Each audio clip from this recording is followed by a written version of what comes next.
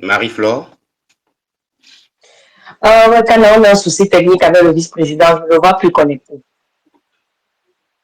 alors, Je sais pas. est-ce que... Non, je vois le vice-président connecté. Alors, moi, D'accord, essaye d'envoyer une demande au vice-président. Oh oui, il est là, il est là. Monsieur le vice-président, si vous me recevez, cliquez sur le micro à nouveau. Le micro que vous voyez juste en bas de votre écran. et surtout, je demande par exemple à Loïc ou bien à Taban, puis ou à Tony d'essayer de faire une demande de voix pour qu'on puisse se rassurer que ce n'est pas un problème général. Exactement. D'accord, c'est mieux. Loïc et Lekam, Taban, est-ce que vous pouvez faire le test voix afin qu'on puisse rapidement... Ok, moi j'ai vu les demandes et là maintenant, Ok, très bien. Je vois Tony qui a envoyé une demande. Moi, j'accepte. Je vois Taban qui a envoyé une demande. Je vois Jordan qui a envoyé une demande. Alors, je vois que vous êtes passé en intervenant. Ce qui veut Oui, dire, ça, voilà, très bien. Euh, alors, Monsieur le vice-président, Monsieur le premier vice-président, s'il vous plaît, si vous pouvez essayer de faire quelque chose, notamment peut-être sortir complètement de l'application, parce qu'il semblerait qu'on peine un tout petit peu à vous envoyer la demande, ou bien que vous-même, vous peinez un peu à nous faire la demande, et de ce fait, ça devient compliqué, et là, ça peut être un problème effectivement d'application, vu aussi que c'est le premier space. Donc, il y a peut-être une possibilité de sortir complètement de l'application, de tout simplement revenir, et vous allez faire votre demande, ou alors on va vous envoyer la demande et vous allez monter, s'il vous plaît.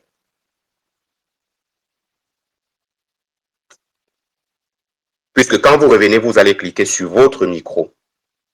Et là, il serait possible qu'on puisse recevoir votre demande et accepter. Vous allez donc monter pour pouvoir ouvrir le micro et échanger avec le public qui est là ce soir et qui effectivement n'attend qu'à vous écouter. Marie-Flore,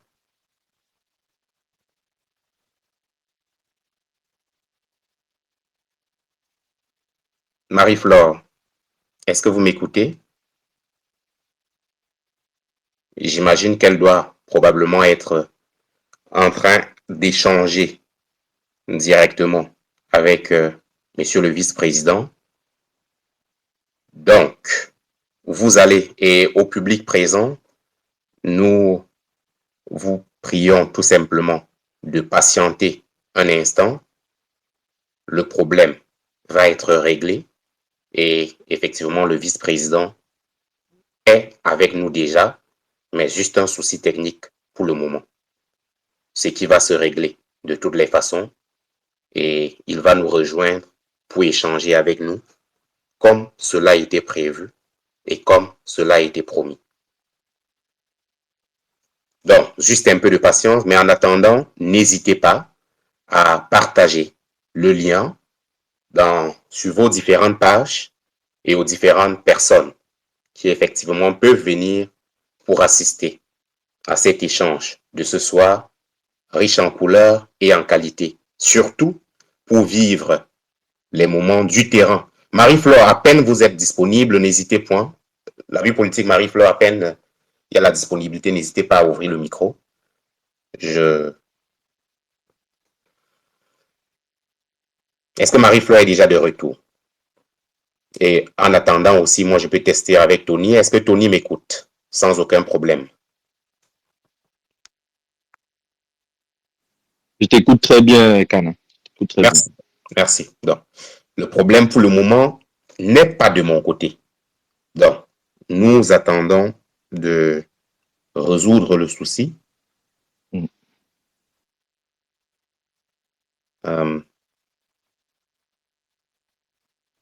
Alors, et effectivement, le vice-président est en train de régler, d'essayer de sortir pour revenir et tout.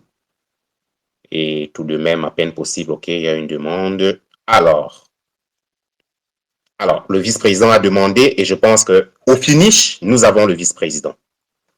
Je le pense que dans les 5 Enfin. Marie-Flore, je te laisse la parole. Et je te laisse. Ok, super. Je pense que X a voulu me faire peur, mais ça va. Une fois de plus, bonsoir à tous. Bonsoir au vice-président qui nous fait l'honneur de sa présence ce soir. Alors, ce space, c'est le deuxième acte après le premier acte de la semaine passée avec Wilfried Ekanga et Fautine PH. On a décidé justement de commencer ce genre de space pour vulgariser un peu les idées du MRC, vulgariser les idées de changement surtout. Donc, ce space repose sur le hashtag Let's Act Together. Agissons ensemble, qui est un hashtag qui prône le changement. Donc, c'est un hashtag pro-changement. C'est pas un groupe, c'est une idéologie. Donc, on a donc décidé de souvent vulgariser un peu les idées, le changement. Et de ce fait, on a entrepris d'inviter des hommes vraiment présents, des hommes forts de la Renaissance qui viendront nous expliquer au fur et à mesure leur vision du Cameroun futur sans Paul Biya, sans le RDPC. Et donc, ce soir, nous continuons avec notre invité qui est le premier vice-président, Mamadou Mota, qu'on ne présente probablement plus sur la scène politique camerounaise. Alors, d'entrée de jeu, je vais souhaiter encore la bienvenue à Mamadou Mota et lui accorder quelques minutes pour se présenter. Et après, quand il se sera présenté, Monsieur le vice-président, j'aimerais beaucoup que nous revenions sur une actualité brûlante. On a dit, je ne sais pas s'il faut appeler ça fait divers, vu la gravité de la situation. Il y a eu une actualité vraiment délicate qui a opposé les Camerounais ces derniers jours. C'est l'affaire du petit Matisse, assassiné par l'ami de son papa. Vous avez forcément été au courant, ou bien vous avez vu sur les réseaux sociaux le récit de ce drame au quartier Waikele. Donc, lorsque vous vous serez présenté, monsieur le vice-président, j'aimerais beaucoup que vous nous donniez votre point de vue par rapport à cette situation très douloureuse. Alors, monsieur le vice-président, vous avez la parole. Vous allez juste activer votre micro et vous exprimer.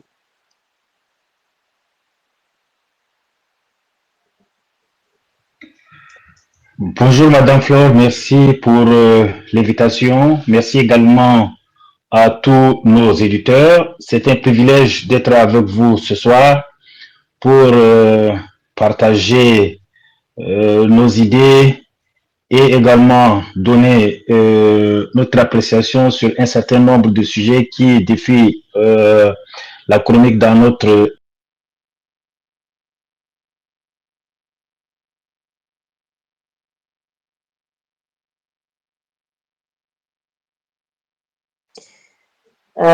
Est-ce que vous me recevez? Parce que je veux savoir si le problème ne vient pas de moi. Nous recevons. Alors, le vice-président a un souci de connexion. Il semblerait, parce qu'il est marqué connecté, mais on ne l'écoute plus. Donc, monsieur le vice-président, vraiment désolé, nous savons que la connexion peut déranger et dérange aussi souvent. D'ailleurs, les auditeurs, les auditrices sont aussi habitués. Monsieur le vice-président, s'il vous plaît, nous voyons que vous n'êtes plus pour le moment intervenant. N'hésitez point à refaire le même procédé, mais normalement, quand votre connexion devrait se stabiliser, ça devrait permettre que vous reveniez en intervenant. Mais au cas où vous n'êtes pas directement en intervenant, n'hésitez point à cliquer juste sur le micro qui est du côté gauche de votre écran du portable, si vous êtes sur le portable, et afin que nous puissions une fois de plus vous faire monter. Mais en attendant que vous fassiez peut-être la demande, nous allons vous envoyer déjà l'invitation pour que vous repreniez la parole exactement là où vous êtes arrêté, puisque vous étiez encore sur les salutations. Marie-Flore, je te laisse continuer le moment pour moi d'envoyer l'invitation au premier vice-président, le lion de Tokombéré, Mamadou Mota. Ok, merci beaucoup, Kana. Donc, juste rappeler aux auditeurs que le 31 mai se tiendra en France, je pense à Paris, c'est ça, Kana, c'est dans la ville de Paris, oui. Se tiendra le meeting du président Maurice Kamto. Le président Maurice Kamto tiendra son meeting le 31 mai de cette année. Et donc, ce sera l'occasion pour lui de communier une fois de plus avec la diaspora. Parce que, pour rappel, pour ceux qui ne le savent pas, le cinquième pilier fondamental de notre projet politique repose justement sur la diaspora, parce que le président Maurice Kamto est conscient que la diaspora a et aura un apport considérable dans la mise en place d'une nouvelle politique au Cameroun, peut-être d'un développement, parce qu'il s'agira de, comme on dit souvent, de ramener les cerveaux au bercail afin que ces cerveaux puissent contribuer à l'évolution, au changement et au développement du Cameroun. Donc voilà à peu près ce que je peux dire en gros sur le meeting du 31 mai. Et aussi parler de la tontine, la cotisation par rapport à la campagne du président Maurice Kamto, la campagne qui est imminente parce qu'on sait tous que dans quelques jours, le corps électoral sera convoqué. Alors, le président Maurice Kamto a initié une grande campagne afin de financer ses multiples déplacements, ses meetings, durant toute la période de préélectorale, si on peut le dire ainsi, oui, préélectorale. Donc, la tontine, tout à l'heure, on va épingler quelques informations relativement à comment cotiser les numéros OM et Momo pour ceux qui vivent ici uniquement, parce que pour ceux qui vivent dans la diaspora, ce n'est malheureusement pas encore possible sans une autorisation préalable de l'administration. Donc, on va se contenter de mettre, d'épingler les numéros Orange Money et MTN Mobile Money. Donc, voilà. Je ne sais pas si Monsieur le Vice-président a reçu l'invitation.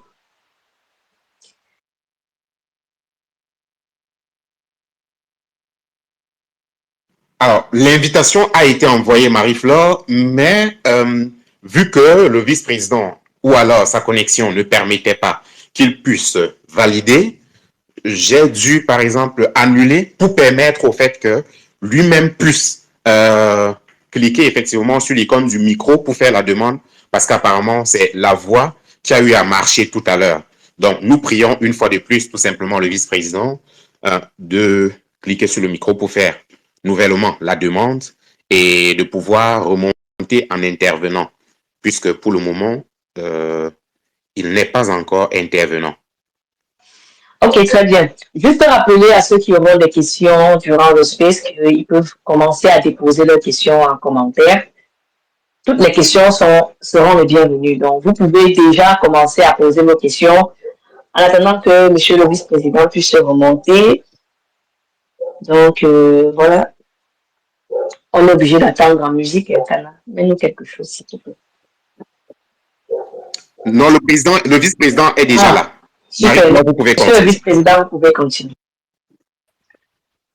Allô? Nous vous recevons très bien, Monsieur le vice-président. Donc, je dis merci pour votre invitation. Et je salue également nos multiples auditeurs. Je suis Monsieur Mamadou Mota, premier vice-président du MRC. Je suis agronome de formation, donc avec une spécialité sur les productions animales. Et j'ai un master en géographie axé sur le financement climatique et l'adaptation de l'agriculture au changement climatique. Je suis un consultant indépendant, donc je suis parfois sur le territoire national et parfois je fais quelques petites interventions là où le besoin professionnel m'appelle. Je vis à Marois, je suis marié, je suis père des enfants, je suis un type assez banal comme je l'ai dit tout à l'heure, parti de son champ de sorgho et de coton. J'ai eu le privilège d'avoir fait l'école. C'était un privilège pour les gens de mon âge, pour qui ce n'était pas évident d'avoir une éducation. J'ai pas été malnutri, c'est aussi un avantage. Et cette formation d'agronome m'a appelé à prendre position devant toute la souffrance qui s'impose aux millions de Camerounais. Il faut savoir que d'année en année, la malnutrition et l'insécurité alimentaire gagnent de terrain au Cameroun. Aujourd'hui, sur les 10 régions que nous avons, 9 sont en situation d'insécurité alimentaire. Cet état de fait ne saurait laisser le Camerounais le plus humainement ouvert et ayant de l'empathie, sauf s'il a des calculs pour une promotion de poste ou des avantages quelconques. Et donc, je me suis engagé en politique dès 2013, j'ai été tour à tour régional et premier vice-président en 2018. J'ai été reconduit à mon poste en 2025. C'est un privilège d'être aux côtés du président Maurice Kamto, qui a déjà mis la barre très haute. Je rappelle à cette jeunesse du MRC et à tous ceux qui côtoient le défi que nous avons à relever, parce que le président national, de par son parcours, de par sa personnalité, de par son aura, a mis le parti à un niveau très extraordinaire, et notre devoir est de le maintenir au mieux, de le porter plus haut. Dans ma langue, on dit, si quelqu'un vous met sur son épaule, c'est pour que vous voyez plus loin. Le président national nous a mis sur son épaule sur le plan politique, et nous appartient de voir plus loin et de dire la réalité aux Camerounais, la réalité des faits, la réalité telle que un intellectuel organique devrait le dire. Pas une opinion, pas édulcorer l'état des faits, mais de dire les choses telles qu'elles sont. Je vous remercie pour votre invitation. Nous apporterons des réponses aux questions qui nous seront posées au cours de cet entretien. Je vous remercie encore. Merci également à vous, Monsieur le Vice-président, d'avoir accepté notre invitation. Maintenant, Monsieur le Vice-président, je ne sais pas si vous avez un mot à dire par rapport à l'affaire Matisse, ce petit de 6 ans qui a été brutalement arraché à la vie par l'ami de son papa. Je crois que c'est l'un des droits de l'homme les plus sur lesquels l'humanité ne devrait en aucun cas réfléchir. Un enfant qui est d'une innocence angélique a été brutalement ôté par la vie, c'est regrettable. À la limite, ça heurte la foi de tout un chacun.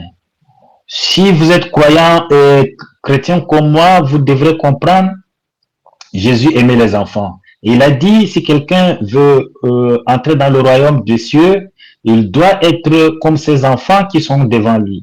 Cela montre l'innocence des enfants et leur caractère non calculateur dans toutes circonstances. Cet enfant savait que c'est l'ami de son papa. Il n'a pas pu fuir comme les autres qui avaient déjà une conscience du danger qui pouvait s'abattre. Et pour moi, c'est de questionner plutôt la cause de cet assassinat brutal. Chaque enfant qui naît a droit à la vie. Et rien ne peut justifier la mort de cet enfant, encore moins l'état d'ébriété énoncé par la famille du meurtrier. Ça fait mal pour tous ceux qui ont des enfants et pour les mamans qui ont eu la douleur d'enfanter et de porter l'enfant pendant 9 mois, de se réveiller toutes les nuits pour donner du lait à l'enfant, pour chérir l'enfant, pour l'aimer, et pour tous ceux qui ont eu à poser un nom sur le visage de ces petits Matisse, c'est troublant. Psychologiquement, même ses frères vont se dire, dans la vie, on n'a pas pu porter assistance à notre frère. Rien ne peut justifier cet acte, comme je l'ai dit. Il est juste inhumain, horrible. Socialement, notre pays a atteint un niveau de banalisation du meurtre qui ne s'explique que par un régime qui a abandonné son rôle, qui s'explique par le désespoir et par l'aliénation où la vie humaine n'a plus une valeur aux yeux des Camerounais. Matisse a été tué, mais beaucoup plus que Matisse qui ont eu la chance de vivre, à qui Dieu a accordé d'échapper au malheur de ce monde, choisissent de mourir dans le désert ou dans la mer. Ce qui est arrivé à Matisse est un manquement très sérieux à la morale nationale et à la banalisation de la mort. Si vous suivez les chroniques dans notre pays, il ne se passe pas un jour dans les deux villes de Yaoundé et Douala qu'au moins 10 enfants perdent la vie ou disparaissent sans plus donner de signes à leur famille. Est-ce que cela est normal dans un pays qui se dit démocratique, qui se veut un pays moderne, qui se veut un pays humain? Parce que ces disparitions, pour moi, c'est du cannibalisme. On ne peut pas perdre d'enfants tous les jours. Personne ne sait où sont partis ces enfants. On n'a jamais retrouvé d'ossements d'enfants. Il y a un problème. Il y a un problème social. Il y a une défaillance dans l'administration qui ne fait pas son rôle, malgré toutes les dispositions sécuritaires pour traquer les opposants. Ils n'ont pas été capables de démanteler le réseau de ceux qui kidnappent les enfants. Et quand on n'arrive pas à les kidnapper, on les massacre. Est-ce que c'est normal que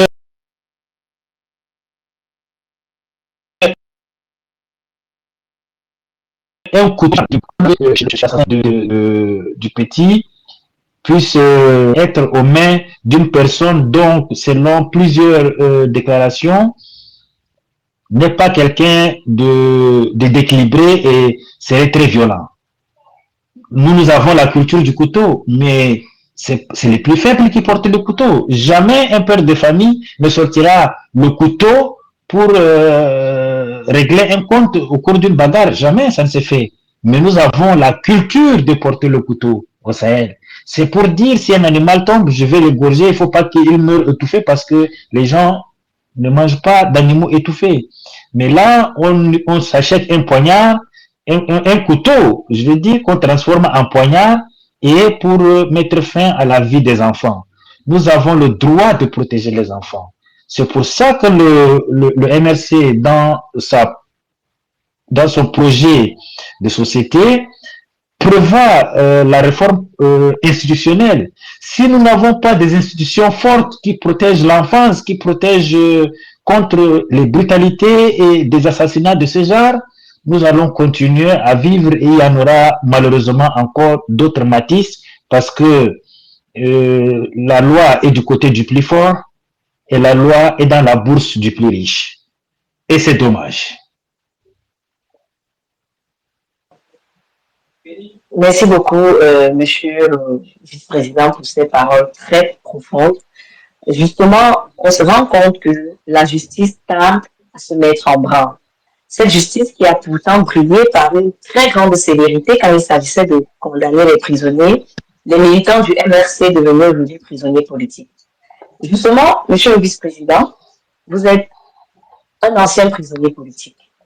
Et vous avez été condamné, je vais dire 2 fois, parce que vous avez été arrêté le 1er juin 2019, vous avez eu un mandat de dépôt devant le tribunal militaire. Ensuite, vous avez encore été accusé de conspiration lors des mutineries du 23 juin 2019 et vous avez écopé d'une deuxième condamnation devant le tribunal de grande instance d'Ekounou pour flagrant délit. Alors, j'aimerais beaucoup que vous reveniez sur ces épisodes marquants de votre parcours politique. Il faut dire dès longtemps, le prétoire est aussi un lieu de combat. Pour moi, il ne s'agit pas d'une condamnation, mais il s'agit d'un procès de rupture. C'était une situation qui renvoie à la tragédie d'Antigone et de Créon, son père, qui sait qu'il va être puni de mort s'il va enterrer son ami qui a enfreint la loi du roi. Et le roi, dans son orgueil propre, a fait tuer sa fille. Et cette situation a entraîné la mort, a fait tuer autant pour moi sa belle-fille, et cette situation a entraîné la mort de son fils qui est prince héritier. Il s'agit d'un procès de rupture. Je savais que j'allais être condamné, je savais que j'allais être emprisonné, mais devant la nécessité et l'urgence de la situation, il y a ce que nous appelons la dignité. Dans ma tradition, la dignité n'a pas de prix. Et en français, on n'a jamais parlé de dignité au pluriel. Il n'y a qu'une seule dignité. Et pour moi, elle est au-dessus de nos humanités. Est-ce que c'est concevable que je reste les bras croisés et j'assiste passivement à une arrestation antidémocratique et qui ne répond à aucune norme juridique du président de notre parti et de ses camarades, parce que M. Biya et ses sbires ont fabriqué des audios pour dire que monsieur le président national du MRC a cherché à attaquer les ambassades et a fait ceci. Monsieur le président a fait une marche. Et toutes les lois dans tous les pays qui ont copié, excusez-moi le mot, la Constitution française autorise la manifestation. C'est pas anticonstitutionnel. C'était une marche pacifique. Est-ce qu'il y a eu un verre cassé au cours de ces marches? Non.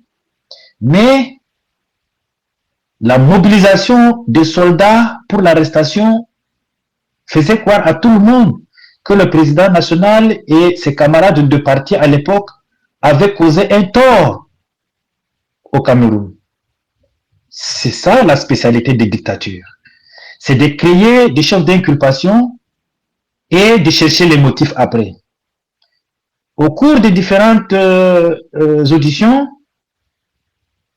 vous avez vu, ils n'ont jamais donné la moindre preuve de l'existence de l'implication du MRC dans la casse des ambassades ou dans ce qu'ils ont appelé atteinte à la sûreté de l'État, terrorisme et machin.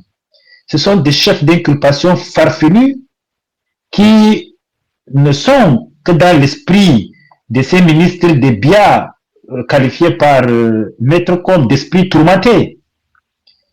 Nous sommes dans une république. S'ils ne veulent pas que nous nous exprimons, ils n'ont qu'à créer l'Empire du Cameroun où, comme chez les ayatollahs, on va fermer nos bouches, sinon on va prendre nos courages à main, marcher et nous faire tirer dessus. La vie n'a un sens que lorsque cette vie est mise à contribution pour la construction de l'humanité. Ils ont dit que j'avais tenté de violer des femmes en prison et que j'avais cherché à casser la prison. Mais ils n'ont jamais apporté la moindre preuve de ces allégations qui heurtent le droit et qui portent atteinte à la crédibilité du Cameroun sur la scène internationale.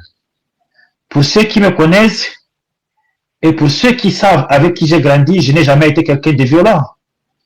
J'ai marché, je n'ai jamais insulté un policier, mais eux m'ont traité de pauvre nordiste qui n'a pas fait l'école et qui pense qu'il peut venir faire une révolution à Yaoundé. Mais Aïdjo n'avait qu'un brevet, il n'était qu'un agent de poste.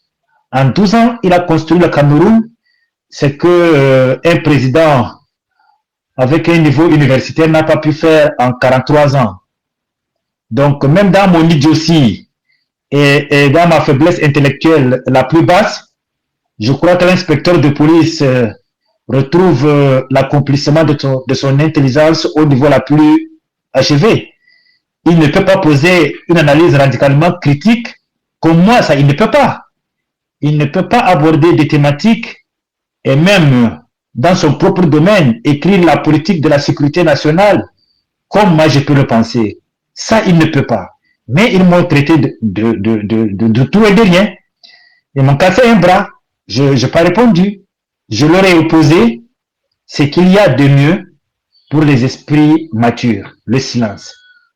Ne pas répondre est une force et c'est une force révolutionnaire.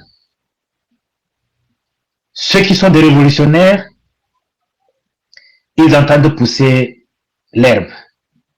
Ça veut dire, même la plus petite graine, lorsqu'elle veut s'affranchir de la mode de terre qui l'enterre, un homme qui est libre et qui est courageux et qui pense à l'avenir et qui sait écouter, entend cette graine s'éclater et se libérer de la motte de terre. Ils pensaient nous enterrer sûrement. Mais ils ont oublié une chose, nous sommes des graines. Le MRC est une graine et toutes les fois qu'ils auront des tentatives et même dans leurs rêves les plus fous de porter un coup comme ils sont en train de le faire au MRC, qu'ils sachent que le MRC en sort toujours grandi. Nous n'avons pas perdu un seul combat. Ils ont emprisonné les autres plus lourdement que le mien. Moi, je ne peux pas m'apitoyer sur mon sort, je ne me plains pas. Ma prison, je l'ai fait dignement. Et tous les prisonniers le savent. J'ai porté mon assistance et mon réconfort à ceux que je pouvais apporter, qui étaient dans la souffrance, abandonnés de leur famille, et qui parfois n'avaient pas ces graines de maïs pour leur propre subsistance. C'est aussi un lieu qui permet de comprendre l'inhumanité du régime Biya face au traitement humain. La déshumanisation imposée aux femmes en prison. Donc pour moi, ça n'a pas été vain. C'était plutôt un gain et qu'une fois que nous serons à même de diriger le Cameroun, l'amélioration des conditions de vie des prisonniers est un point sur lequel nous mettrons un accent très particulier. Le peuple est en train d'être ensauvagé, la prison est remplie de petits-enfants et des personnes à qui on veut régler des comptes. C'est de reformer les institutions, c'est de dire, tant qu'on n'a pas de preuves, on ne peut mettre quelqu'un en prison. Quand on accepte de mettre quelqu'un en prison, on doit être capable de lui apporter les soins nécessaires pour que la prison ne soit pas la guillotine de différents rois qui se sont succédés en France jusqu'en 1789. Voilà un peu ce que je peux dire sur ces passages. Pour moi, il n'a pas été un point noir dans le rétroviseur de ma petite vie, mais il a été un passage et c'était une passerelle. Je l'ai vécu avec beaucoup de dignité, avec beaucoup de respect et j'ai compris que l'humanité a encore beaucoup de temps à parcourir pour sa propre humanisation. Merci. C'est moi qui vous remercie, monsieur le vice-président, pour ce récit. Et j'aimerais justement, parce que vous avez parlé de dignité, justement, la dignité, parce que vous êtes l'ultime premier vice-président du mouvement pour la renaissance du Cameroun, on aimerait beaucoup savoir quel est votre rôle, justement, parce que nous savons qu'après le président Maurice Kamto, vous êtes la deuxième personnalité du mouvement pour la renaissance du Cameroun. Et en tant que tel, comment faites-vous, en fait? Qu'est-ce que vous faites pour soutenir l'action du président Maurice Kamto? Très bonne question. Vous avez le président Kamto, il est quelqu'un de très ouvert et de très qui aime la communication participative. Donc, en tant que vice-président, nous sommes consultés sur des décisions importantes du parti, sur la constitution des membres du directoire et sur la marche du parti. Nous sommes consultés et nous donnons notre point de vue au président sur l'ensemble des décisions qui sont prises parce que en réalité, il s'agit d'un présidium. Donc, il y a un président et 5 vice-présidents. Donc, chacun est consulté et donne son avis. Le président regarde les différents points de vue et s'il a des questions à poser, il pose des questions. Donc, il y a permanemment des discussions. Et si nous remarquons également des dysfonctionnements dans certaines régions ou dans certaines fédérations communales, départementales, nous rendons compte au président qui très rapidement prend des mesures ou essaie de contacter les secrétaires nationaux en charge des points qui sont relevés. Donc voilà un peu. Et la posture du vice-président ne m'épargne pas d'être un militant dans ma circonscription de base. Donc pour moi, au départ, je suis un militant du MRC. Ça, je ne l'ai jamais enlevé de ma tête et ça ne quittera jamais de ma tête, peu importe la posture que j'ai. C'est pour ça que je me permets de largesse de répondre aux gens sur Facebook, de dire aux gens ce que je pense. Ça peut être vu autrement, mais je dis, je veux être celui-là qui est proche de ceux que j'ai connus il y a très longtemps. Nous sommes sur Facebook depuis que Facebook est arrivé au Cameroun. Nous avons commencé à discuter et à partager des points de vue. Ce n'est pas ma posture de premier vice-président qui va m'imposer certaines choses. C'est vrai qu'il y a des réserves sur des positions du parti que moi je ne prendrai pas et que je ne mettrai pas sur Facebook. Je ne peux pas dire, voilà, je vais discuter avec tel ambassadeur, je me filme et je balance la photo, j'ai rencontré telle personne, je me filme. Non, il y a quand même un droit de réserve lorsqu'on a cette position qui est assez stratégique dans le contexte qui est le nôtre. Et ne soyez pas surpris que quand vous êtes vice-président, vous êtes ciblé. Moi, sincèrement, je n'ai pas de vie.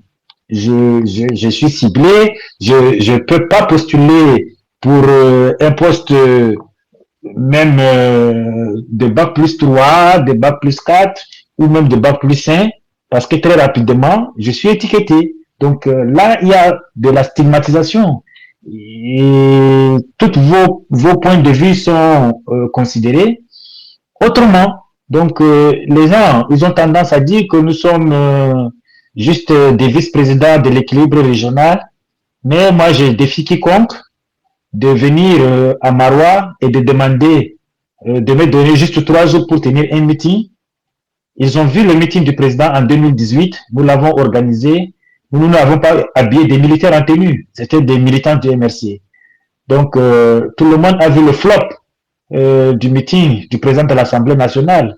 Je n'ai pas leur milliard, mais je sais, j'ai une équipe sur laquelle je peux compter. J'ai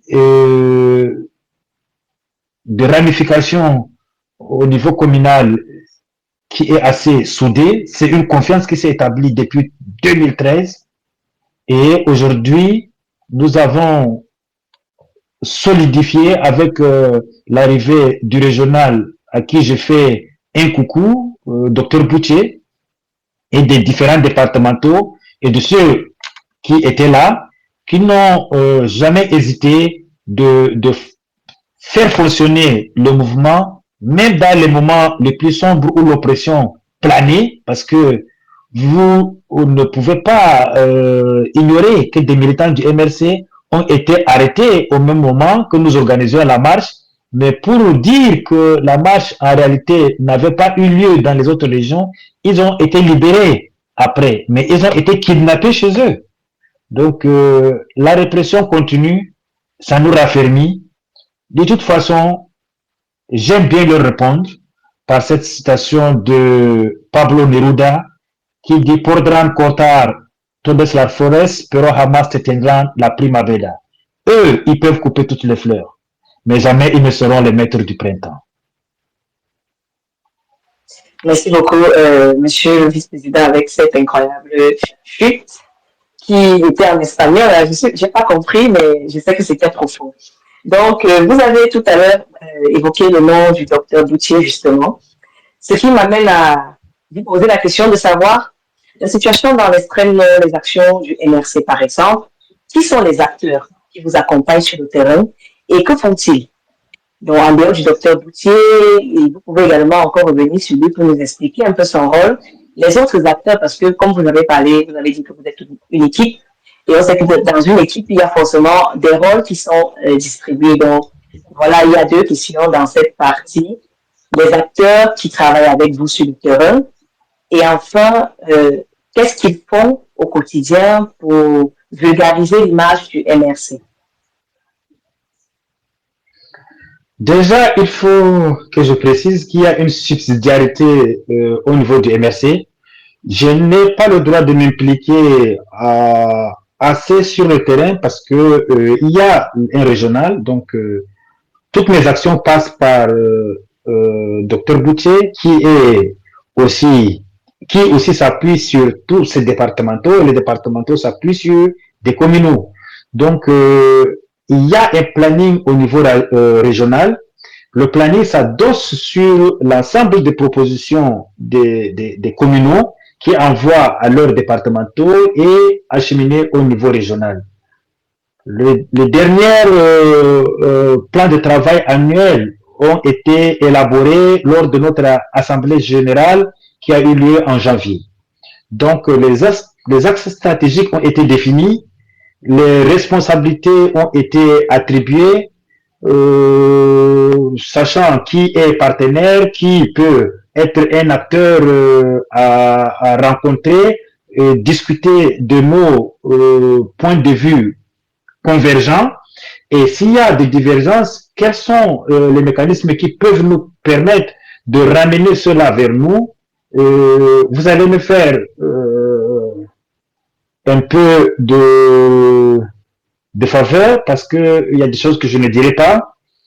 Donc, nous discutons parce que nous identifions des acteurs, nous discutons avec eux. Ça, c'est au niveau stratégique, c'est au niveau communal et au niveau régional, autant pour moi. Au niveau communal, c'est la mise en œuvre de toutes les déclinaisons de la stratégie conçue ensemble du niveau régional. Et le régional est là pour coordonner et il a aussi sa base, donc il descend aussi sur le terrain.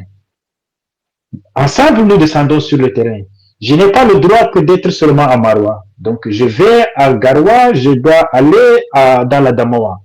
J'étais déjà dans la région du Nord où j'ai couvert toute la commune de Toubouro qui n'est pas petit. J'ai fait tous les villages. Et je suis passé rencontrer tout le monde. Nous préparons aussi la même chose pour la région de la Damoa et nous le ferons avant les élections, Inch'Allah.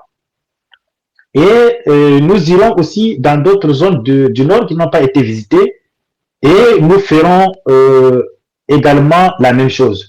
Mais quotidiennement, des concertations sont tenues, des responsables, pas seulement du MRC, sont contactés, certains viennent d'eux-mêmes, des présidents de partis nous accostent et nous les mettons en contact avec le président national parce que pour nous, il est normal qu'un président d'un parti discute avec le président de notre parti. Si nous avons de respect pour les autres, c'est comme ça que nous devrons les traiter. Donc voilà un peu comment nous intervenons sur le terrain. Il faut dire que sur cet aspect, nous adossons également l'aspect social. Donc, nous allons parfois pour offrir des forages et c'est toujours sur la supervision du régional. Nos petites cotisations, avec quelques amis, nous pouvons donner de l'eau et nous n'hésitons pas. Si nous pouvons construire une école, comme nous l'avons fait dans la région du Nord, nous avons construit une salle de classe avec quelques amis de la société civile. Nous avons fait des mains levées et la salle de classe est debout. C'est pour le bonheur des enfants. C'est pas calculé. Nous avons construit cette école pour des petits enfants qui n'ont pas l'âge de voter. C'est pour leur dire que si un pays fonctionne normalement, la frontière de la famille s'arrête à la frontière du Cameroun. Donc, il y a aussi cette jeune dame qui a fait des triplés et qui était dans l'impossibilité de subvenir aux besoins nutritionnels de ses enfants. J'ai pris sur moi l'engagement de lui apporter le soutien nécessaire. Nous l'avons fait à 2 fois. Un enfant a été violé, elle est tombée enceinte elle a accouché un enfant à l'hôpital, on m'a appelé, j'ai intervenu. Aujourd'hui, la petite fille a donné naissance à une petite fille très belle et j'ai prie Dieu chaque jour pour que sa vie soit prolongée et que demain, elle partage aussi l'amour qui lui a été transmis. On ne peut pas blâmer un enfant né de suite des viols parce que ses parents l'ont abandonné. Nous avons pris la charge de soigner la petite et cela nous a coûté d'être entendus par la police et certains ont perdu leur travail parce que ça a été vu autrement. Nous intervenons juste par simple humanité. Pour moi, c'est ce qu'on appelle les philosophes comme Kant ont appelé la conscience de l'identité humaine. C'est ce qui permet à un homme d'être touché, quel que soit son rang social, quel que soit son parti politique, quelle que soit la couleur de sa peau et de ses yeux, que quand un enfant pleure, quelque chose en lui bouge. C'est ça la conscience de l'identité humaine. Mais aujourd'hui, cette conscience, elle a été bétonnée par le RDPC, elle a été souillée au point où la mort est banalisée.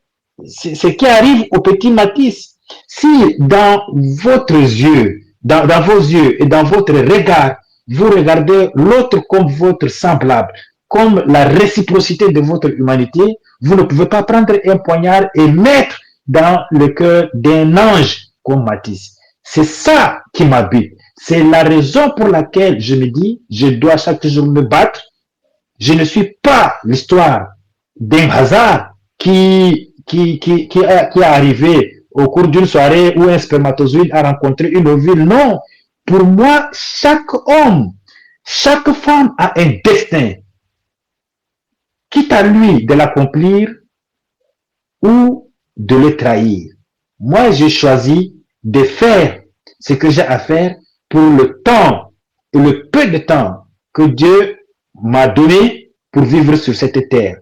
Parce que la vie humaine, elle est brève. Ne nous trompons pas devant la réalité. L'humanité a peut-être 2 millions d'années.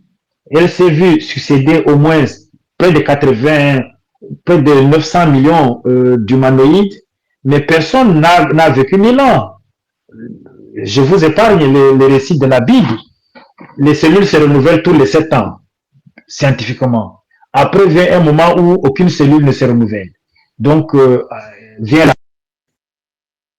Face à cette incertitude et à ce néant, il faut opposer notre humanité et croire qu'après la mort, il y a une vie. Si nous pouvons penser l'histoire d'il y a 2000, 3000 ans, la réciprocité dans le futur n'est pas possible. C'est philosophique, mais moi je crois à la résurrection et je crois qu'au-delà de la mort, il y a une vie. Les autres l'appellent l'incarnation, les chrétiens l'appellent résurrection, les musulmans aussi, mais pour moi, il y a une vie et c'est celle-là que nous devrons opposer devant ces désirs qui sont les plus détestables dans le cœur des humains. L'avidité, l'envie de dominer, l'envie de tout avoir. C'est méchant, c'est détestable. Et nous devrons donc faire appel à notre conscience d'identité humaine chaque fois que ces désirs veulent l'emporter afin de construire un monde juste, équitable, où la solidarité, où la réciprocité sont les fondements de notre humanité. C'est d'ailleurs pour ça que moi j'embrasse le MRC en lisant ces 5 piliers dans lesquels je trouve la solidarité comme un pilier. Aucune nation ne peut se développer sans solidarité. Nous ne sommes pas égaux. Quoi qu'on dise, les hommes ne sont pas égaux. Il y en a qui sont intelligents, il y en a qui sont cons, il y en a qui sont éloquents, il y en a qui n'arrivent pas à exprimer leurs idées. Il y a ceux qui sont plus forts, il y a ceux qui sont faibles. Et si on vous met devant Ganou, vous vous battez, vous ne pouvez pas faire le poids. Où est donc l'égalité? C'est pour ça que le principe de l'équité arrive pour dire, quand tu n'es pas assez fort comme Nganou, on te donne ceci pour que tu aies les mêmes avantages que Nganou. C'est pour ça que moi j'embrasse le MRC, parce que je me dis, la solidarité est le seul aspect qui a fait perdurer l'humanité à travers tout ce temps que le monde a connu, avec ses différents bouleversements où les dinosaures les plus gigantesques n'ont pas pu résister.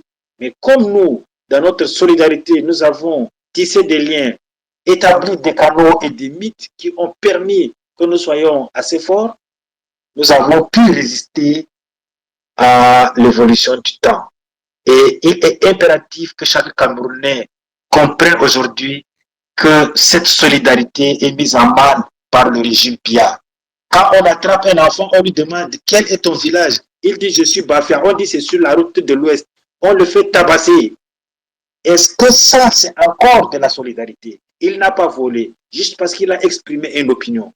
Et on dit c'est sur la route de l'Ouest parce que les arrestations étaient aux faciès. Les arrestations étaient liées au nom. La solidarité nationale n'existe plus. Pendant que nos frères du Nozo sont pris en otage entre deux feux, le reste du Cameroun est tranquille. Pendant que Boko Haram fait des morts dans le nord, le reste du Cameroun est tranquille parce que ce n'est pas encore Yaoundé. Et Paul Biya lui-même a dit tant que Yaoundé vit, le Cameroun respire. Ça montre que la solidarité n'a jamais été le point fort du régime Biya. Il a créé quelques vallées soumis dans chacune de nos régions, dans chacun de nos villages, et nous donne l'impression que la gestion du Cameroun est participative. Les NAM appartiennent aux enfants des affidés du régime. Les NAM, les MIA, les grandes écoles, c'est pour eux. La fonction publique, même le poste le plus subalterne, appartient aux enfants du régime. Nous assistons à une succession dynastique dans notre pays, ce qui porte un coup fatal à la solidarité nationale. C'est-à-dire continuer à maintenir dans l'extrême pauvreté tous ces cultivateurs parce que il y a un ministre qui s'assoit quelque part, il dit le ministre du commerce, impose un prix sur les denrées alimentaires et les enfants de pauvres sont mutilés à vie par la malnutrition. Face à cela, nous devons faire appel à notre humanité et lui opposer notre résistance en nous engageant politiquement. C'est la seule voie qui peut changer les choses. Nous, au sein du MRC, nous sommes les semeurs de vent. C'est ce que le régional fait, c'est ce que le départemental fait, c'est ce que le communal fait, c'est ce que le vice-président fait. Mais le peuple qui renverse les dictatures, l'ouragan qui renverse les dictatures, c'est le peuple. Il le fait par son vote populaire. Il protège sa voix et participe à l'ancrage de la démocratie et du développement qui se veut inclusif. Voilà un peu ce que nous faisons sur le terrain et nous remercions beaucoup tous nos amis politiques qui s'impliquent malgré leurs activités professionnelles, malgré le mépris qui nous est imposé par le régime et l'abandon de tout ce que nous avons connu comme amis depuis notre enfance. C'est un coup dur, mais nous l'assumons. Nous n'avons plus d'amis. Même nos amis d'enfance nous ont abandonnés parce que nous avons pris position devant un fait réel. Souvenez-vous que le nazisme n'était pas mis en place uniquement par les nazis. Ceux qui étaient contre mais qui voulaient avoir des faveurs ont participé à la mise en œuvre du nazisme. C'est exactement ce qui se fait dans notre pays actuellement. Toutes nos chefferies traditionnelles qui étaient les garants d'une culture de solidarité et de la protection du faible se sont transformées d'année en année en des sanctuaires de dictature et de l'emprisonnement de la pensée divergente. Elles sont devenues l'expression la plus ultime de la dictature et de l'oppression. Si vous ne partagez pas la même opinion que le chef du village, il vous arrache votre terrain, il vous arrache votre terre, votre champ, il vous expulse. Vous devenez apatride. Aujourd'hui, près de 10 millions de Camerounais n'ont même pas de carte nationale d'identité, n'ont pas d'acte de naissance. Pourtant, les étrangers sont en train d'être camerounisés juste parce qu'il faut qu'ils votent pour un candidat, et cela dans une normalité glacée et accompagné par une administration qui n'a plus de limites devant la forfaiture et devant l'illégalité.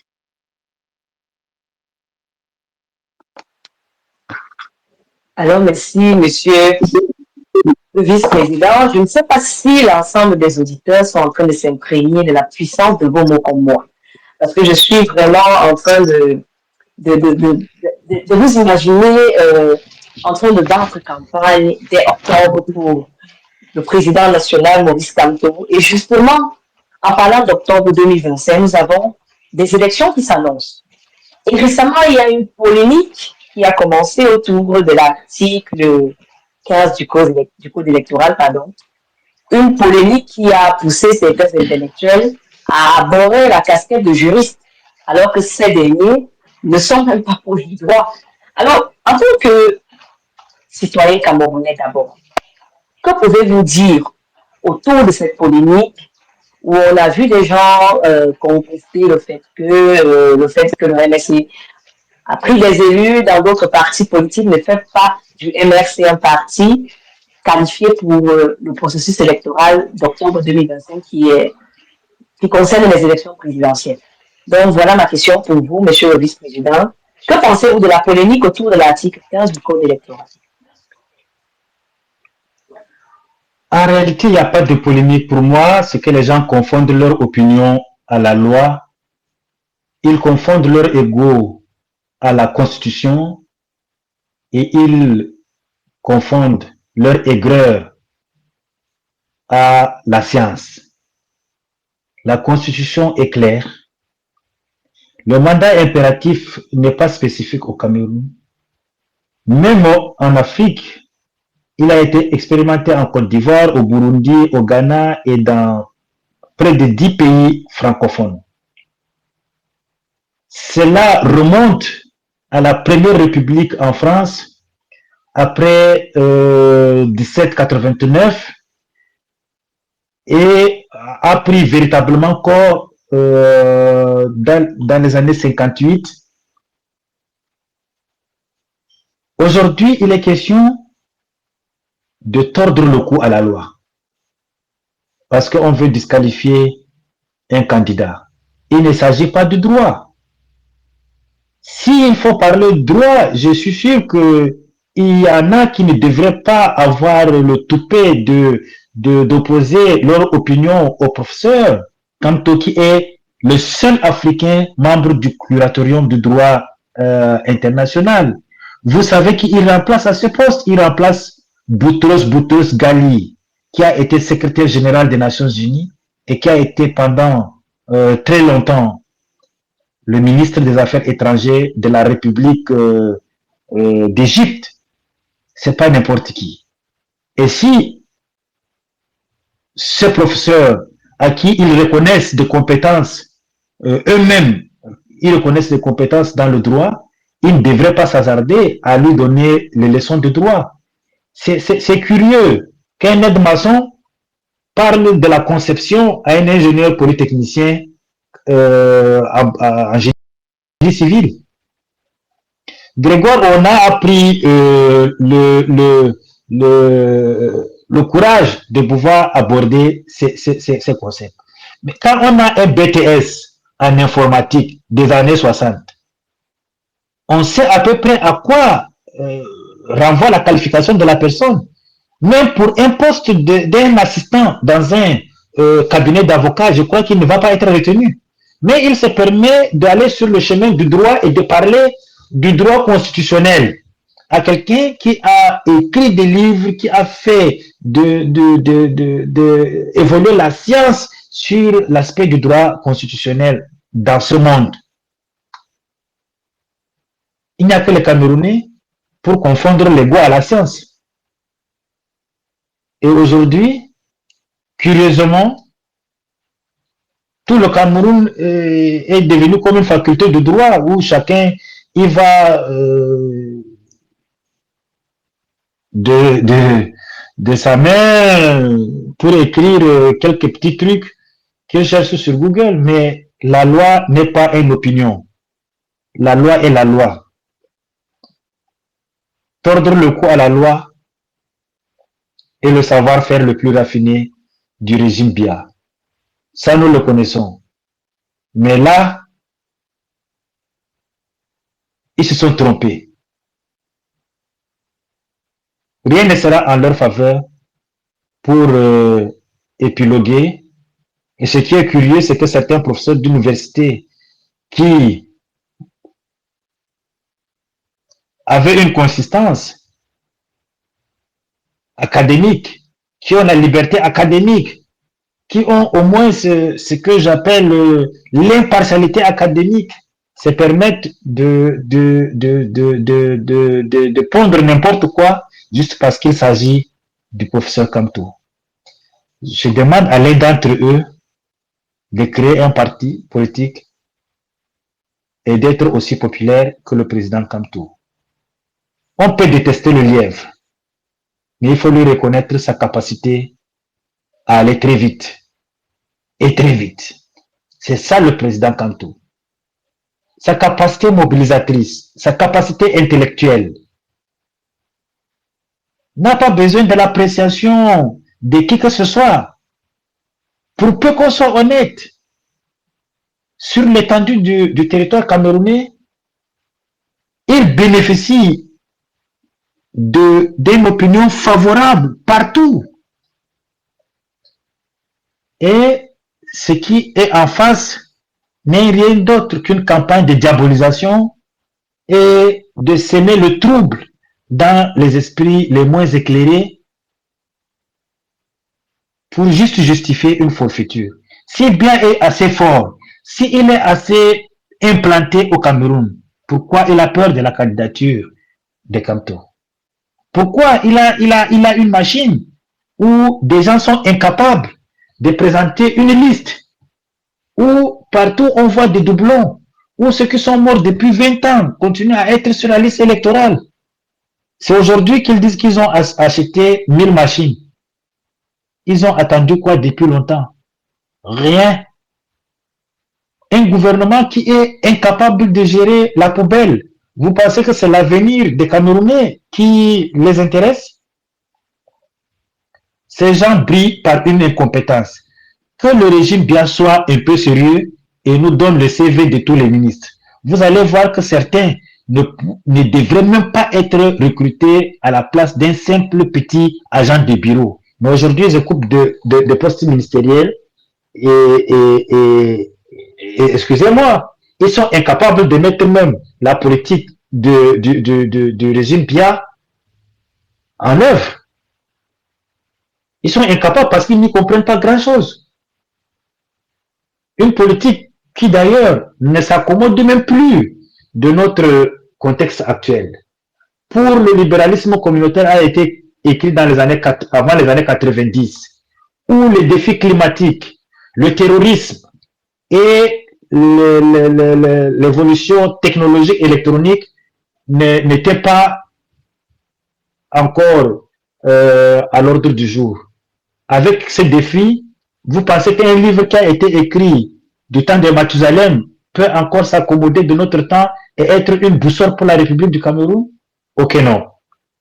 Comprenez que c'est une navigation à vue, un gouvernement qui ne fait aucune évaluation, il n'y a pas de remaniement ministériel, Il n'y a pas une évaluation des ministres parce que les gens sont là juste pas par compétence, mais par une autre compétence qui est basée sur leur capacité à mieux chanter le louange de Biya, mais pas à répondre aux besoins des Camerounais.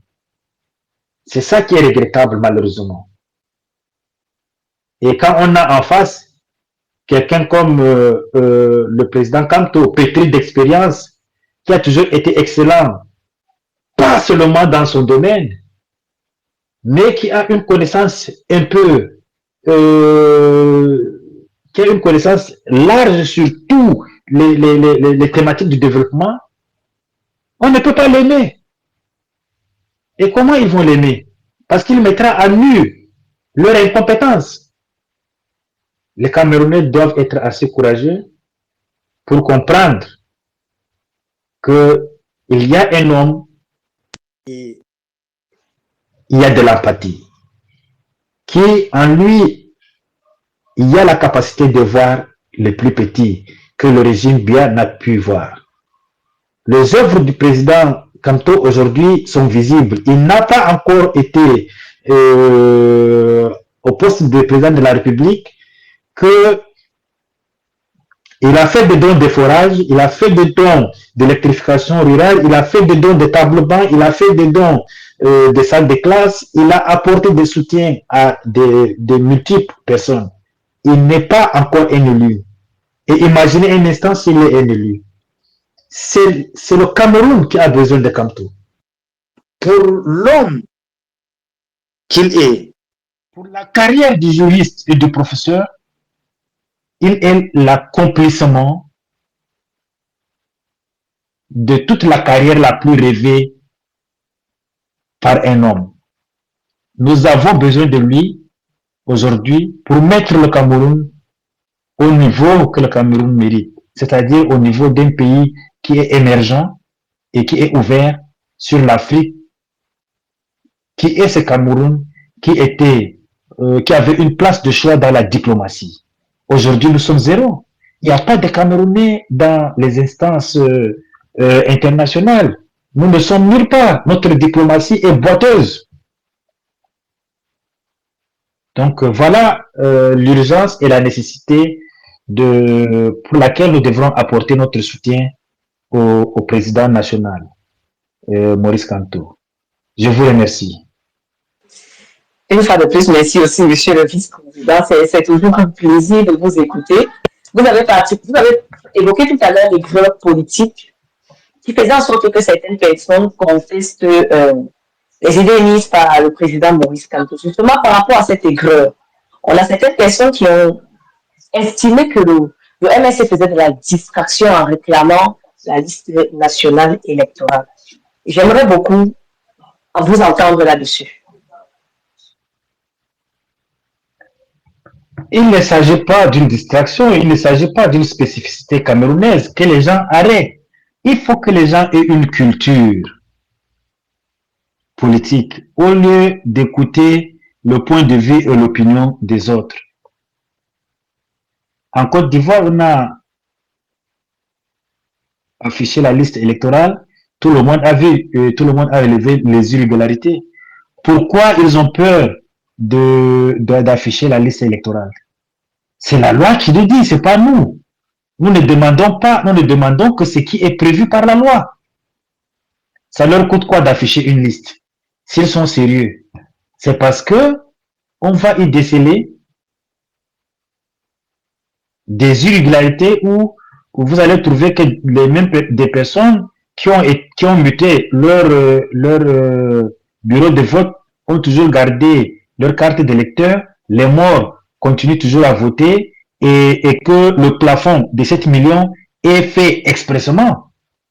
Est-ce que c'est normal que dans un ensemble démographique de près de 30 millions de personnes, il y ait moins de 10 millions d'électeurs? Le Cameroun n'est pas quand même rempli des enfants de moins de 20 ans. C'est une volonté du RDPC et de ses affidés à toujours tordre le cou à la loi et à utiliser les moyens de triche pour pouvoir se conserver au pouvoir. Nous réclamons quelque chose qui est prévu par le code électoral? Pourquoi est-ce qu'ils sont incapables de répondre aux exigences d'un document qu'eux-mêmes ont élaboré?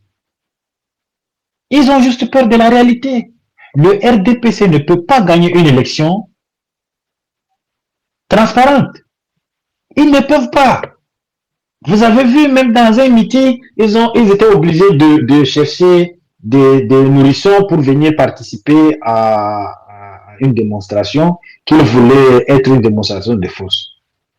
Donc, c'est assez asymptomatique pour ce parti politique. La tricherie et la ruse sont leur savoir-faire. Donc, ce n'est pas de la distraction. Nous posons une question qui relève du code électoral et nous exigeons des réponses. Ne pas le faire, c'est antidémocratique et c'est et c'est illégal. Voilà, c'est tout simplement cela. Merci. Et justement, on a vu récemment une actualité qui a fait l'objet d'une communication du président national Maurice Kamto sur l'accord signé entre ELECAM et l'ONU. Donc, c'est à se demander si les Nations Unies sont au courant de justement toutes ces violations exercées par ELECAM. Voilà, donc votre point de vue, monsieur le vice-président, sur cet accord signé et sur la communication du président Maurice Kamto. Bon, le président a tout dit. Moi, je veux savoir juste s'il y a des casques bleus électoraux. Donc, je ne sais pas quelle est la valeur ajoutée de l'ONU dans notre processus électoral. Les casques bleus, c'est casque bleu électoral ou c'est quoi, je ne sais pas. Donc, personne, moi, je n'ai pas encore le contenu de leur accord. Le représentant des Nations Unies n'a pas encore donné le contenu, mais ce que je sais d'une chose, c'est que j'en ai connu un qui était représentant du secrétaire général des Nations Unies, Lonsinifan, qui est allé à RFI à quelques jours de dialogue national faire des déclarations et 3 jours après, Biya annonce le grand dialogue national. Ça pose la question sur l'impartialité de ces représentants des Nations Unies au Cameroun. Je sais qu'au RDPC, ils disent tout à un prix. Et lorsqu'on paye le prix, on arrive à ce que on désire. Est-ce que on est à même aujourd'hui de mettre en question la crédibilité des représentants des Nations Unies au point où ils veulent légitimer un processus qui est dès le départ faussé par ELECAM et de peut-être reconforter ce cabinet allemand qui, malgré la grande démocratie de l'Allemagne, malgré les avancées dans l'accompagnement des pays de l'État fédéral d'Allemagne, le capitalisme de certains de leurs entreprises prime sur la souffrance qu'impose une dictature à son peuple. Donc, ça questionne. Donc, moi, je ne suis pas juriste, je ne suis qu'un agronome qui pose une analyse pour comprendre pourquoi ceci, en ce moment, c'est pour qui. Voilà. Donc, si c'est contre les Camerounais, comme l'a fait l'Ousenifal, qui était le représentant du secrétaire général, qui a aussi subi les souffrances d'une dictature au point de perdre sa vie, mais qui vient au Cameroun prendre sa part et partir en nous, laissant une patate chaude, je crois que c'est inhumain. Les Nations Unies devraient être au-delà de ce genre de choses. On a créé les Nations Unies pour répondre à un certain nombre de questions. Plus jamais de la souffrance pour la race humaine. Plus jamais de la domination d'un État sur un autre. Ce sont les valeurs qui fondent les Nations Unies. Aujourd'hui, ces valeurs, malheureusement, sont massivement boycottées au nom du droit de veto et de la suprématie et du clientélisme de certains fonctionnaires des Nations Unies. Et c'est très triste d'assister à cette mascarade. Heureusement, le président national a eu, dans sa grande sagesse, l'esprit de très rapidement mettre le curseur où il fallait mettre. Bien, monsieur le vice-président. Peut-être les Nations Unies ont décidé, comme les faux observateurs de transparence de 2018, de se mettre du côté de la dictature pour leurs intérêts égoïstes. Qui sait? Alors, monsieur le vice-président, nous sommes arrivés au terme du seul échange entre vous et moi, c'est-à-dire je ne sais pas comment le qualifier, c'est-à-dire vous face à moi. Et maintenant, nous allons prendre quelques questions dans les commentaires. Mais avant, j'ai envie de vous dire, après vous avoir écouté religieusement, que vous êtes le lion de Tokombéré autant pour moi, mais paradoxalement, vous êtes un lion qui a décidé de ne pas dévorer les plus faibles, mais plutôt de se mettre du côté des plus faibles afin de les protéger avec toute sa puissance et sa force. Et ça, c'est très admirable, monsieur le vice-président. C'est tout à votre honneur. Donc, nous allons prendre quelques questions dans les commentaires rapidement et quelques points de vue également. J'ai envie de commencer à ouvrir ce bal de questions-réponses avec un commentaire qui m'a beaucoup amusé. Alors, monsieur le vice-président, il y a un commentaire qui dit « Et les camps ONU, c'est comme Transparency International, constitué d'anciens prisonniers israéliens en 2018, que le perroquet national avait présenté à la CRTV. » Ça, c'est un point de vue. Alors, nous avons comme première question, monsieur le vice-président, quelle est votre appréciation de l'implantation du parti dans le septentrion? Cette question nous vient de Tony Zampana. Merci pour répondre à cette question. Il faut déjà dire le MRC se trouve dans toutes les communes dans la région de l'extrême nord. Vous pouvez regarder ma page Facebook de ce soir. Je vous ai donné quelques noms des villages où nos camarades se mobilisent pour le défilé. Vous pouvez chercher le nom de ces villes sur la carte du Cameroun. C'est le Cameroun lointain. Le MRC est à Dabanga, le MRC est à Fotokol, le MRC est à Sofia, à Blangwa. Donc, ça c'est le lac Tchad. Ce sont des îlots qui sont dans le lac Tchad.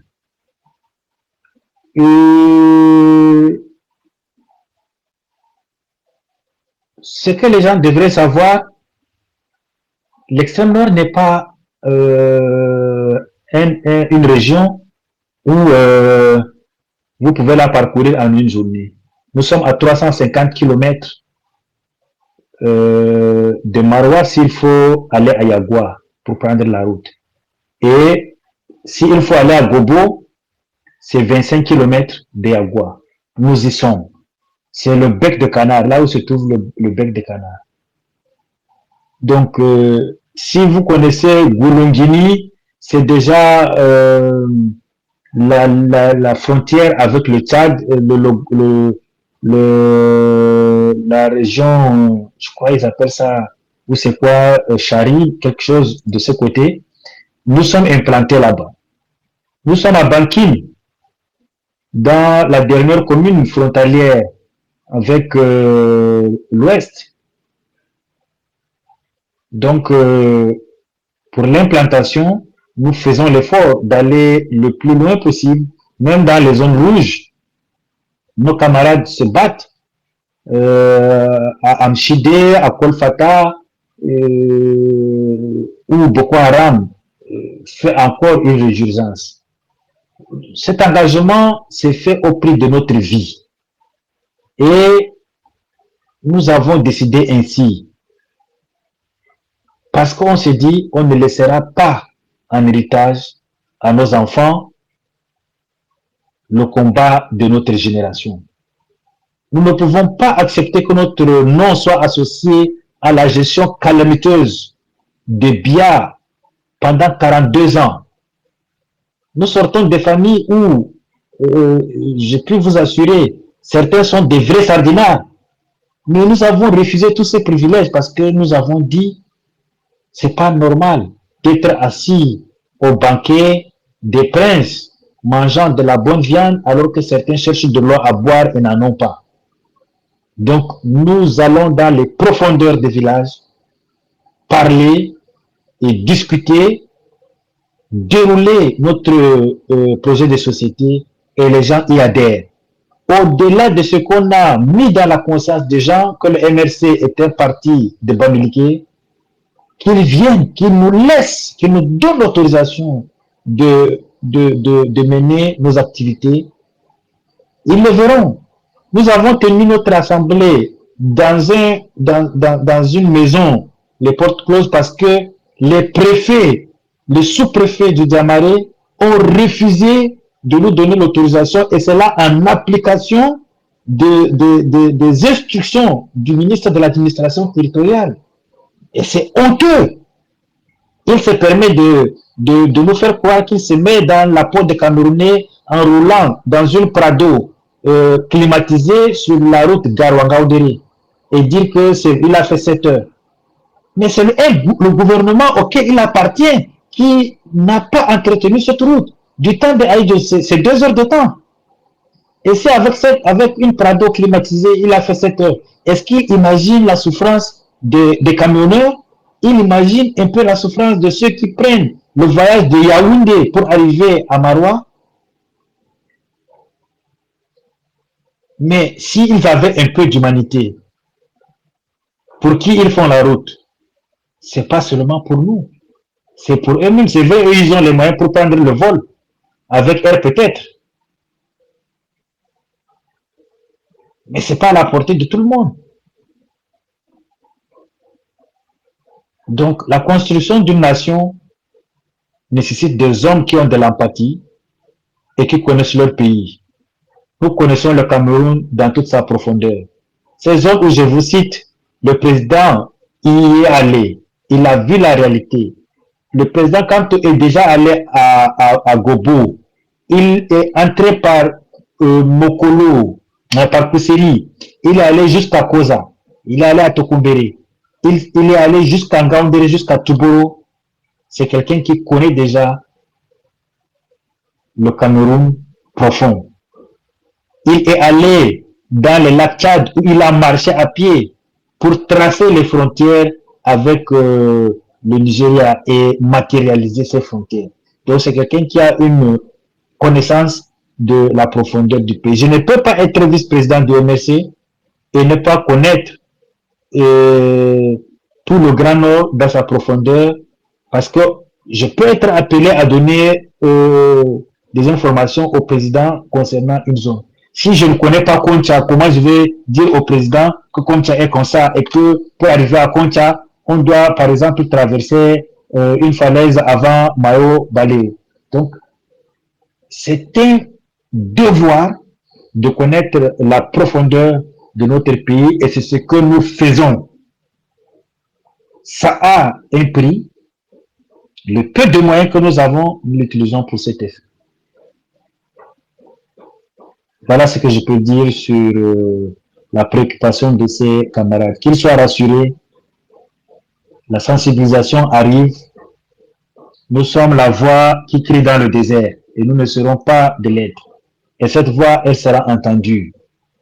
Puisque une voix, il y a 2000 ans, a crié dans le désert, cette voix aujourd'hui a couvert les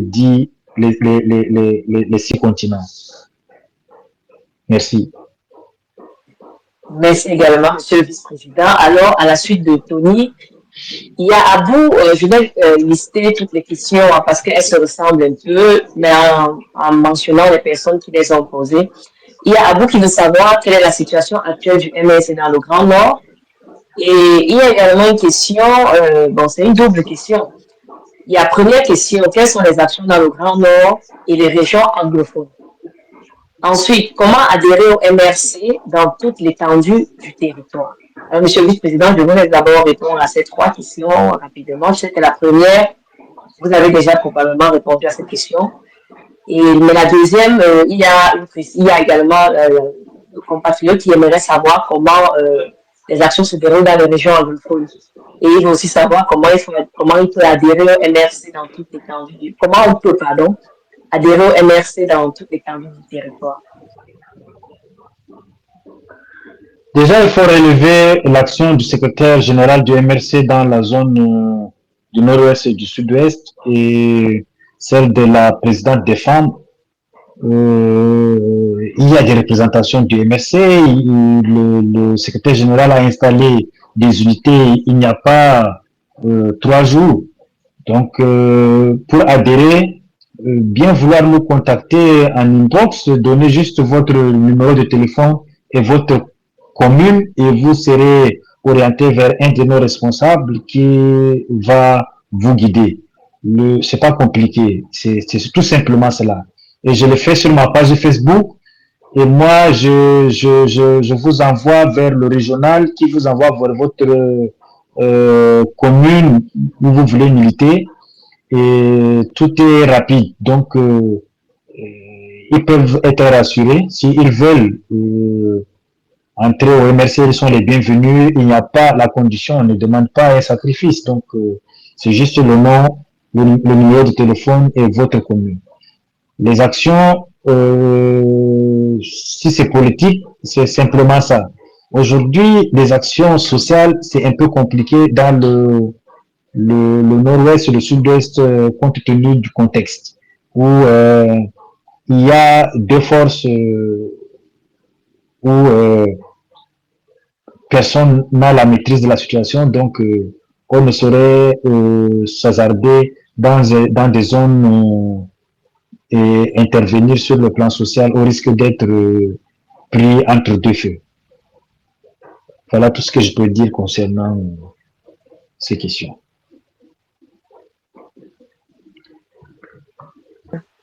Ok, très bien. Bon, on a également deux nouvelles questions dans les commentaires, monsieur le vice-président.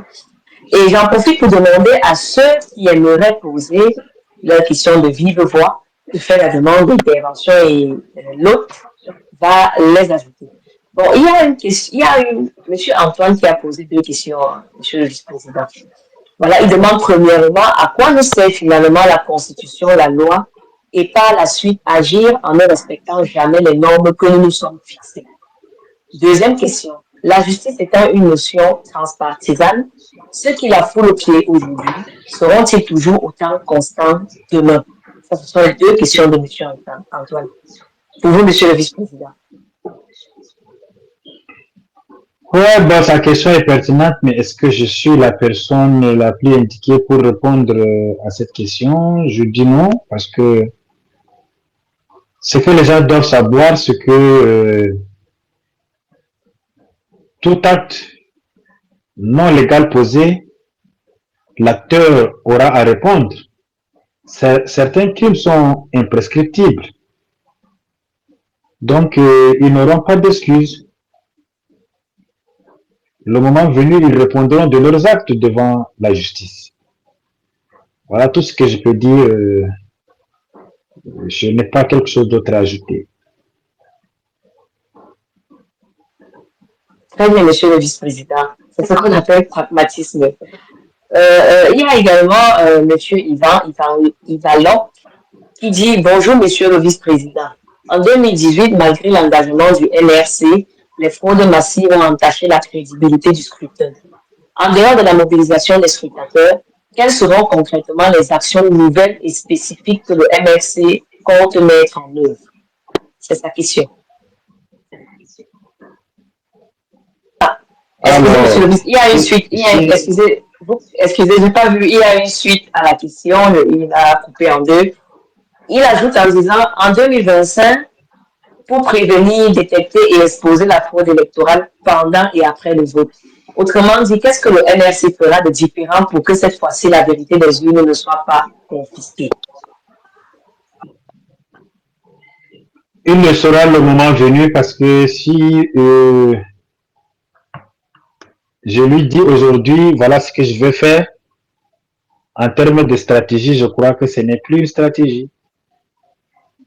Donc, le moment venu, il saura. Ça, ce sont des choses qui sont stratégiques, et la stratégie en politique ou la stratégie militaire, on ne peut pas parler de ça en public. Je crois qu'il serait un peu risqué de dire voilà ce que nous allons faire. Et les stratégies évoluent en fonction du contexte. Donc, qu'il soit patient. Tout à fait, monsieur le vice-président. Les stratégies n'ont pas à être divulguées. Alors, je vais honneur aux dames. Il y a une dame dans les intervenants. Nous avons fait monter 3 compatriotes, monsieur le vice-président, qui vont vous poser maintenant la question de vive voix. Bon, voilà, je tiens juste à rappeler les règles. Les questions doivent être précises et concises. 2 c'est bon, hein? Ok, 2. 2 questions, j'espère. Bon, d'accord. 2 dernières questions parce que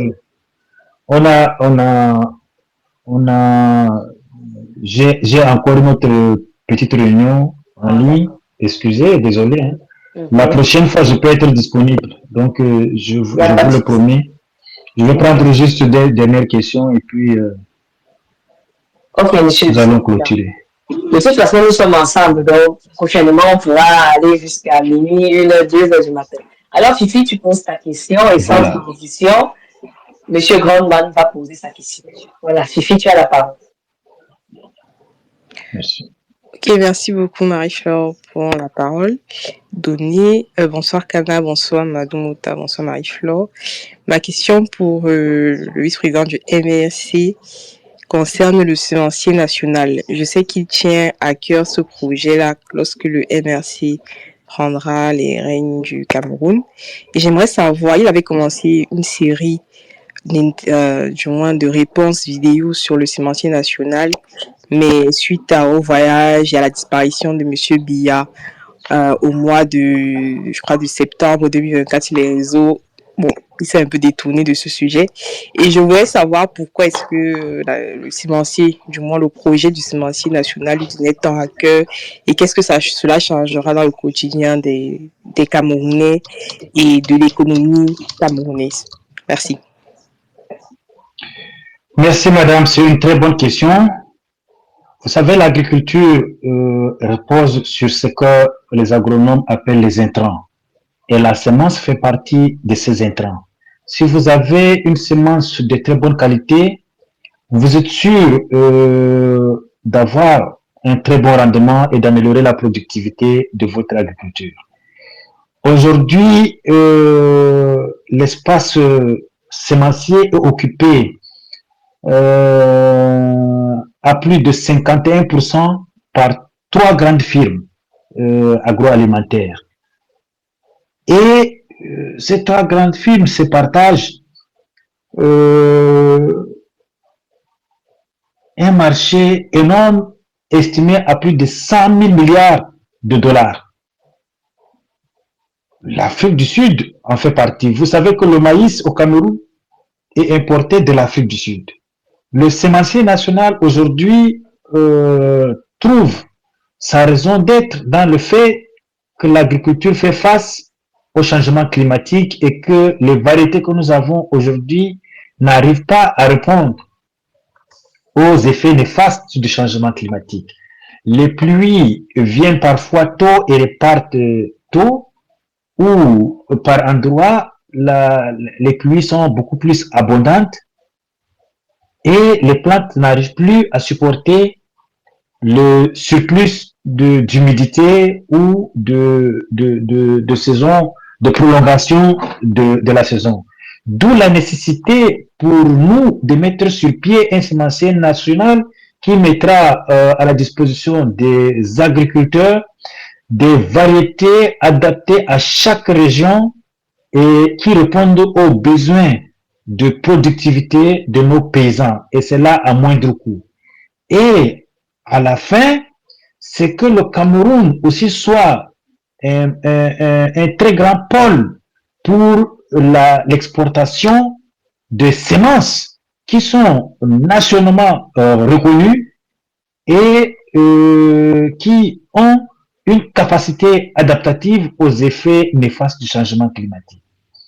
Ce sémencier se base sur deux aspects de l'agriculture, sur l'aspect vivrier et sur l'aspect culture de rente.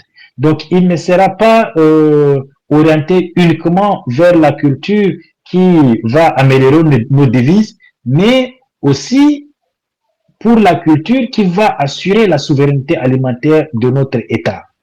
Nous ne sommes pas écartés de cette thématique. Nous l'avons continué, c'est juste qu'il y avait une autre activité qui nous a préoccupés et pour lesquelles il fallait sensibiliser les populations. Nous reviendrons et nous avons donné, je crois, l'essentiel pour d'enseignement sur la nécessité de mettre sur pied un sémencier au niveau national. C'est de mettre en relation nos universités, les centres de recherche et nos facultés d'agronomie. Vous savez, les chercheurs au Cameroun, c'est les parents, les enfants des parents pauvres. C'est un ministère où les gens sont très mal payés. En réalité, il n'y a pas de fonctionnaire. On prend juste quelqu'un qui a eu sa maîtrise et machin. On dit tu es contractuel et tu es chercheur. Nous devons former des personnes et pour nous, il est important que le ministère de la Recherche puisse être rattaché à l'enseignement supérieur. La recherche doit être quelque chose de pointu, quelque chose de très structuré, pas des petits centres où les expérimentations s'arrêtent juste au niveau de la clôture et la mise en échelle pose problème. Non. Donc, soyez rassurés, le sémencier national est un problème qui tient à cœur au MRC. Il ne s'agira pas seulement du sémencier sur le plan végétal. Nous allons également aborder l'aspect de l'amélioration génétique des animaux domestiques. Il est important de préserver la race Goudali et de vulgariser sa sémence. Tout comme il est important de préserver la pureté de la race White Fulani et Red Fulani pour que les mélanges, ce que nous appelons en zootechnie la pollution génétique, puisse être limitée. Parce qu'aujourd'hui, les importations des semences animales polluent génétiquement nos races locales et nous n'avons plus de contrôle. Il est difficile aujourd'hui de spécifier sur la base du format la race Goudali et ça porte atteinte à l'intégrité génétique de cette race qui fait la fierté du Cameroun. Elle est spécifique uniquement à la région de la Damawa. Donc, ces animaux méritent aussi d'être protégés. Nous avons encore des moutons, nous avons encore des taurins au Cameroun, dans la zone de Poli et dans la zone Kapsiki. Ce sont des animaux qui sont endémiques au Cameroun et qui sont spécifiques au Cameroun. C'est des petits bovidés à taille rabougrie, mais au moins qui ont la capacité de résister à la mousse tétée, c'est-à-dire à la trypanosomiase. Donc, il faut protéger génétiquement ces races et aussi améliorer pour atteindre notre souveraineté alimentaire des races qui sont connues pour leur faible productivité. Mais tout cela doit être contrôlé. Et ça se retrouve dans le grand package du sémencier national. Donc, ne pensez pas qu'il s'agira uniquement d'un sémencier pour les activités relatives à l'agriculture uniquement, mais à l'ensemble des activités agro-silvopastorales, parce que notre pays regorge toute cette richesse et elle mérite d'être protégée, d'être conservée, et à ce titre, il faut un sémencier national, avec tous les moyens, et créer un fonds national pour le sémencier national. Et motiver tous les différents acteurs, leur donner une labellisation pour que notre pays se retrouve au niveau de ces pays exportateurs des semences au niveau mondial. Donc voilà ce que je peux dire sur votre question qui est si pertinente, madame. Je vous remercie. C'est moi qui vous remercie.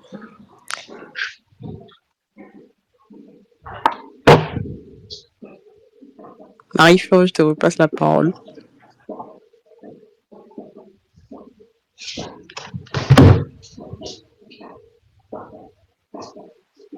Est-ce que M. Groundman m'entend? Oui, bonjour à tout le monde. Je pensais que vous alliez nous passer la parole. Je peux poser ma question. Bonjour déjà, monsieur le vice-président du MRC. C'est un peu honneur pour moi de pouvoir vous avoir déjà en paix et de pouvoir vous poser ma question. Ma question est politique et ça porte sur la forme de gouvernance que le MRC souhaite implémenter. Parce que des fois, au vu du programme, on n'est pas, moi particulièrement, je suis pas des fois très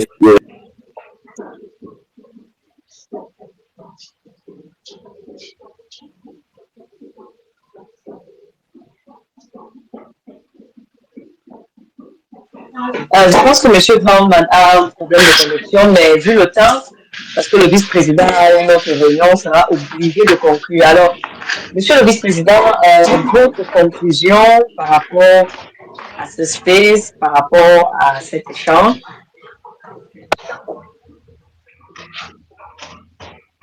Je vous remercie pour votre invitation et je remercie également la participation active de nos différents auditeurs.